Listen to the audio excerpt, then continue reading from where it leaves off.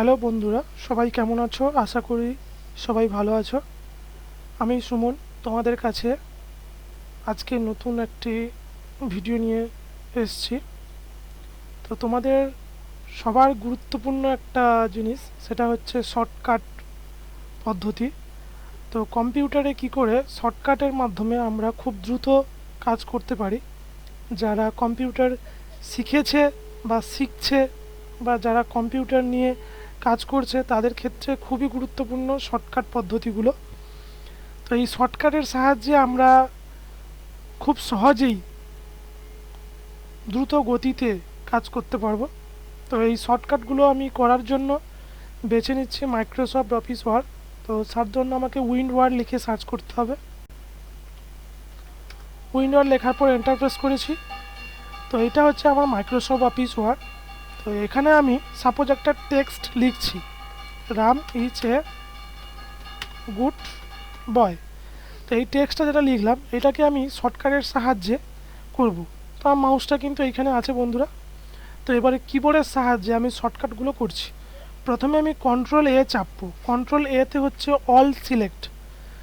All সিলেক্টে কি হয়, আমার পেজে যে সমস্ত টেক্সটগুলো থাকবে সেগুলো সব সিলেক্ট হয়ে যাবে।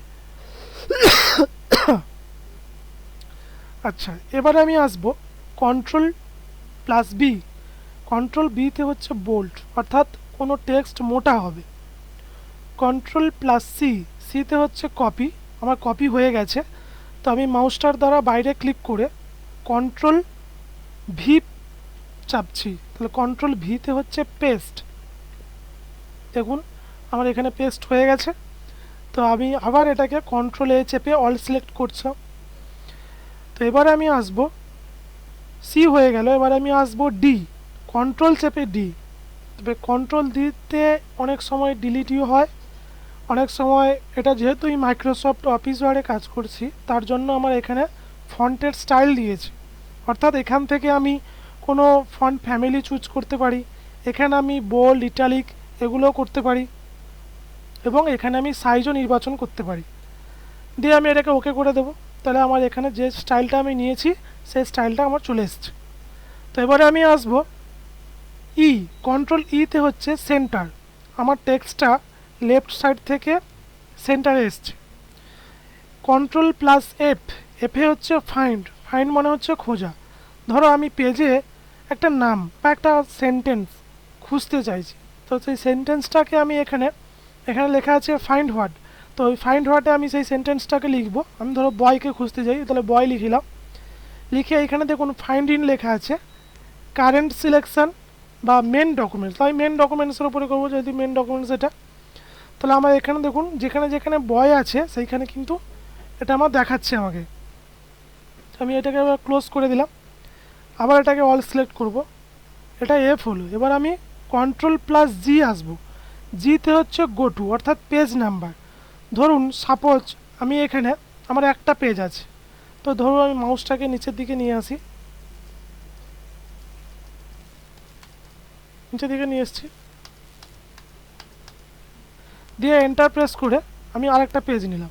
আবার এন্টার প্রেস করে আমি এখানে কিছু লিখলাম। এবার আমি আরেকটা পেজ নেব, তৃতীয় নম্বর পেজটা নেব। পেজ নিয়ে এখানে কিছু লেখা আছে। তো ধরুন সাপোজ আমি এখানে অল সিলেক্ট করলাম ফার্স্ট পেজটাকে, control A all select, control plus G press করলাম। ধরুন আমি এখানে থার্ড পেজে যে পেজটায় আমার লেখা আছে সেই থার্ড পেজটাকে আমি ওপেন করতে চাই। তাহলে আমি এখানে লিখব 3 নম্বর লিখে দিলাম। লিখে গো টুতে করলে কি হবে, আমার তৃতীয় নম্বর পেজে যে সেন্টেন্সগুলো লেখা আছে সেগুলো কিন্তু চলে এসছে। আবার ধরুন আমি এখানে ফার্স্ট পেজে আসবো, তাহলে আবার এখানে 1 লিখলাম। লিখে গো টু প্রেস করলাম। দেখুন আবার ফার্স্ট পেজে চলে এসছে। তাহলে এটা হচ্ছে কি গো টু, কন্ট্রোল প্লাস জি। আচ্ছা, এবারে আসবো, আবার অল সিলেক্ট করব, কন্ট্রোল প্লাস এইচ প্রেস করব। কন্ট্রোল এইচে হচ্ছে রিপ্লেস, অর্থাৎ আমি কোনো সেন্টেন্স বা কোনো ওয়ার্ডকে চেঞ্জ করতে পারি, বা কোনো নামকে, কোনো ওয়ার্ডকে, কোনো সেন্টেন্সকে আমি চেঞ্জ করতে পারবো। রিপ্লেস মানে কথা অর্থ হচ্ছে চেঞ্জ করা। ধরুন সাপোজ আমি এখানে এই গুটের পরিবর্তে ব্যাট করব। তাহলে আমাকে কি করতে হবে না, এই যে ফাইন্ড ওয়ার্ড লেখা আছে এখানে আমি লিখব গুড। আচ্ছা, এখানে রিপ্লেস উইথে এখানে আমি লিখবো রিপ্লেস মানে চেঞ্জ করা, যেটাকে চেঞ্জ করে আমি যে নামটা দেবো। তাহলে আমি গুটের পরিবর্তে আমি ধরো দিল ব্যাট, দিয়ে এখানে লেখা আছে রিপ্লেস অল, তাহলে রিপ্লেস অলে ক্লিক করে ইয়েস করে দিলাম। ওকে, তাহলে আমাকে যেখানে যেখানে গুড লেখা ছিল সেই সেন্টেন্সটা কিন্তু একেবারে চেঞ্জ হয়ে গেছে। তাহলে এটাই হচ্ছে replace. Control plus H, control plus আইতে হচ্ছে ইটালিক মানে বাগবি, ঠিক আছে। জেতে হচ্ছে জাস্টিফাই মানে সরে আসবে সমান সমানে।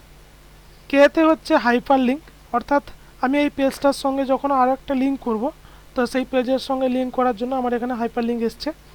তো এই হাইপার লিঙ্কটা আমি আরও বিশেষত্বভাবে আবার পরের ভিডিওতে দেখাবো, কারণ এই হাইপার লিঙ্কটা হচ্ছে খুবই গুরুত্বপূর্ণ জিনিস, যেটা আমি এক্সেলে দেখাবো। তো সেটা কি করে হয়। আচ্ছা, এবারে আমি আসবো এলে হচ্ছে লেফট সাইড, আরে হচ্ছে রাইট সাইড, কন্ট্রোল প্লাস আরে রাইট সাইড, কন্ট্রোল প্লাস এলে হচ্ছে লেফট সাইড। এমে হচ্ছে টেক্সট মুভ হবে মানে স্কেলটা পরপর সরে সরে যাবে। আচ্ছা, এনে হচ্ছে নতুন পেজ অর্থাৎ নিউ পেজ ওপেন হবে, কন্ট্রোল প্লাস এন হচ্ছে নিউ পেজ ওপেন হবে। আচ্ছা, এই পেজটাকে ক্লোজ করবো আমি কিবোর্ডের সাহায্যে, কী করে অল্ট চেপে রেখে F4 প্রেস করব, তাহলে আমার পেজ ক্লোজ হয়ে গেছে।